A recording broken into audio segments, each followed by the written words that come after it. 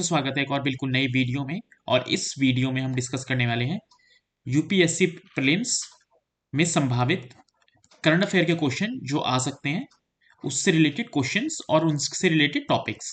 तो ये इसका पार्ट 1 है। आगे के पार्ट को जानने के लिए कि आपके पास तुरंत पता चल जाए कि आ गया है, तो प्लीज़ चैनल को सब्सक्राइब कर लें। Thank you. Which of the following challenges does Project Vistar aims to address most directly? The lack of mechanization in Indian agriculture, gaps in the dissemination of accurate and timely agriculture information, fragmentation of land holdings across India, या फिर post harvest infrastructure bottlenecks. आपको पता है हमारे agriculture में जो हमारा farmer है उसके पास तक बहुत सारी इंफॉर्मेशन नहीं पहुंच पाती है। जो भी हम गवर्नमेंट की कोई भी या प्राइवेट सेक्टर की एग्रीकल्चर डेवलपमेंट हो रही है, नई वैरायटीज आ रही हैं, रिसर्च हो रही है, वो फार्मर्स तक पहुंच ही नहीं पाती है। तो उस चीज को रोकने के लिए, मतलब उस चीज को इम्प्रूव करने के लिए बेसिकली ये एक प्रोजेक्ट चलाया गया है, दैट इज प्रोजेक्ट विस्तार। तो इसका आंसर है option B, gaps in the dissemination of accurate and timely agriculture information. और इसमें कौन सी मिनिस्ट्री इन्वॉल्व है? Ministry of agriculture and farmers welfare in collaboration with IIT Madras. Question number 2, consider the following statement regarding exercise Varuna. तो exercises हमेशा news में बनी रहती हैं और हमेशा जनरली एक ना एक क्वेश्चन आता ही है। तो it is a bilateral naval exercise between India and Russia. तो ये ऑप्शन गलत है। It is a bilateral naval exercise between India and France. और इंडिया और रशिया के बीच में कौन सी एक्सरसाइज होती है, आप मेरे को कमेंट सेक्शन में बताएं। The exercise is either conducted in the Atlantic और ब्लैक सी। तो ये गलत है, इसको मेडिटेरियन सी या फिर इंडियन ओशन में हम कंडक्ट करते हैं। The exercise aims to promote security, stability and peace in the maritime zones. तो केवल एक इसका करेक्ट ऑप्शन करेक्ट है, then option D is the answer.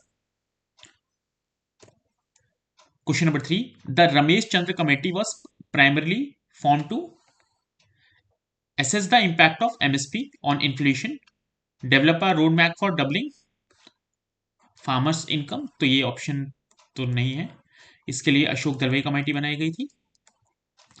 Transition from the wholesale price index to producer price index. तो ये correct answer है। जो wholesale price index है उसको कौन करता है release? Office of economic adviser, department of industrial policy and promotion, under ministry of commerce and industry. तो ये आपको ध्यान रखना है। Question number 4, consider the following statement. और इसमें से कितने आपके स्टेटमेंट करेक्ट हैं वो बताने हैं। India is the largest user of ground water in the world. तो ये करेक्ट स्टेटमेंट है। Around 70% of ground water is use for agriculture in India. ये भी बिल्कुल करेक्ट है, क्योंकि हमारा जो एग्रीकल्चर है वो स्पेशली जो नॉर्दर्न स्टेट्स हैं, जैसे आपका पंजाब, हरियाणा, वेस्टर्न यूपी, उसमें हम जनरली ग्राउंड वाटर बहुत हाई लेवल पे एक्सट्रैक्शन होता है, क्योंकि जो यहाँ पे जो मानसून होता है वो कई बार फेल होने के चांसेस रहते हैं। तो इसलिए उसको सिक्योर करने के लिए हमने इरिगेशन फैसिलिटीज बनाई, that was primarily based on ground water extraction. तो लेकिन ये इंक्रीज हुआ है ऐसा तो बिल्कुल भी नहीं है, ये लगभग सेम लेवल पे चल रहा है। तो ground water in Rajasthan, Karnataka and Tamil Nadu shows the highest level of nitrate contamination. ये स्टेटमेंट भी करेक्ट है। तो इसमें 3 स्टेटमेंट करेक्ट है, एक गलत है।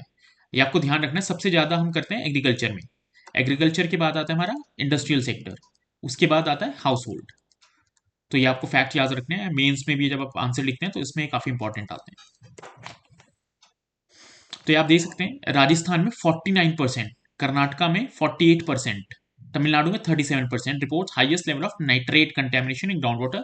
और ये हो क्यों रहा है? बिकॉज हम एक्सेसिव यूरिया यूज करते हैं। जो हमारा फर्टिलाइजर्स होते हैं एग्रीकल्चर में, जब हम उसको एक्सेस अमाउंट में यूज करते हैं तो वो लीच करके हमारा ग्राउंड वाटर को पॉल्यूट कर देते हैं। What is the primary aim of the LEADS report?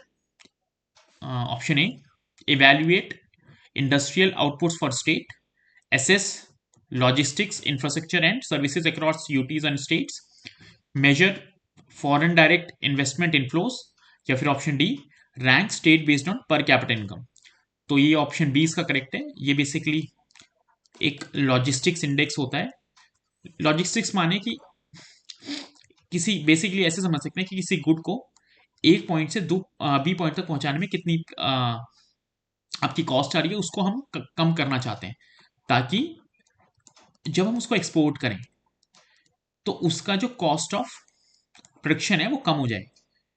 ठीक है, जितना उसका कॉस्ट कम होगा उतना ज़्यादा वो मार्केट में कॉम्पिटिटिव होगा। तो हमारे एक्सपोर्ट्स अगर हम इसको कम कर देते हैं लॉजिस्टिक्स कॉस्ट को, तो हमारे जो प्रोडक्ट्स होते हैं वो फॉरेन मार्केट में बहुत कॉम्पिटिटिव हो जाते हैं। तो इसलिए ये इंडेक्स बनाया गया था, ताकि हम देख सकें कि हमारा जो डिफरेंट स्टेट में लॉजिस्टिक्स में कितना खर्चा आता है और उनके बीच में कंपटीशन क्रिएट करा जाए, हेल्दी कंपटीशन, ताकि वो उस चीज़ को कम करने की कोशिश करें। तो option B is the correct answer. और उसको निकालता कौन है? Department of promotion and of industry and internal trade, which is under ministry of commerce and industry. ये फैक्ट बहुत इंपॉर्टेंट है, ये आपको ध्यान रखना है। और इसमें जो एरियाज ऑफ इंप्रूवमेंट होता है वो भी ये रिपोर्ट बताती है। Question number 6, consider the following statement regarding the scientific and educational significance of mission शक्ति सैट। ये बेसिकली एक ऑल वुमेन मिशन है, जिसके अंतर्गत हम स्टेम टेक्नोलॉजीज में, stem means science, technology, engineering and medicine में वुमेन की पार्टिसिपेशन को बढ़ाना चाहते हैं। आपको पता है कि जो फील्ड है इनमें वुमेन की जो पार्टिसिपेशन है इन कंपेरिजन टू मैन काफ़ी कम है। तो उस चीज़ को बढ़ाने के लिए ये एक इनिशिएटिव लिया गया है, जिसमें एक ल्यूनर सैटेलाइट तैयार करी जाएगी केवल एक ऑल वुमेन ग्रुप द्वारा। तो आपको ये ध्यान रखने हैं facts. It will test advance imaging technologies for lunar surface mapping. ऐसा कुछ भी नहीं है, इसमें कीवर्ड है एडवांस इमेजिंग टेक्नोलॉजीज, ऐसा इसमें कुछ भी जिक्र नहीं है। तो ऑप्शन ए गलत हो गया। The mission is aimed at inspiring young women to pursue STEM careers. तो ऑप्शन 2 करेक्ट है। It is fully government funded initiative, ऐसा नहीं है। इसमें जो हमारा प्राइवेट सेक्टर है वो भी पार्ट ले रहा है। The payloads are entirely design and developed by student teams. तो ये करेक्ट है। तो केवल दो ही ऑप्शन करेक्ट है और option B is the correct answer. इसको लॉन्च कब करा जाएगा? सितंबर 2026 में इसरो द्वारा। और स्पेस किड्स इंडिया एक प्राइवेट ऑर्गेनाइजेशन है जो उसमें पार्टिसिपेट कर रही है। और इसका ऑब्जेक्टिव क्या है? To promote gender inclusivity in STEM by empowering young women, inspire global collaboration in space science and technology. Question number 7, consider the following statement regarding the administration of tranquillisers. तो tranquilliser आपको पता है कि सुन्न करने के लिए जिसको हम कॉमनली बोल देते हैं, आप जैसे डेंटिस्ट के पास जाते हैं या फिर कोई छोटी मोटी सर्जरी होती है, तो वहाँ पे उस एरिया को कुछ टाइम के लिए सुन्न कर दिया जाता है। तो उसको बोलते हैं, जिसके द्वारा उस चीज़ को करा जाता है वो कहते हैं ट्रैंकुलाइजर। तो tranquillisers can be deliver intramuscularly using dart guns. तो ये आपने कॉमनली मूवीज वगैरह में भी देखा होगा, जैसे कोई टाइगर वगैरह को हमें ट्रैंकुलाइज करना होता है तो हम गन छोड़ते हैं उसके लिए। Modern tranquilliser darts are powered by compressed air और CO2। ये बिल्कुल करेक्ट है। The dosage of tranquillisers is independent of the animal's weight and species. ये तो बिल्कुल गलत है, क्योंकि ये बहुत ध्यान पूर्वक हमें किसी भी एनिमल या इंसान में देना होता है ट्रैंकुलाइजर, उसके वेट और स्पीशीज को ध्यान में रखते हुए। जितना बड़ा जानवर उसके लिए उतनी हाई डोसेज हो जाती है। तो option is the correct answer.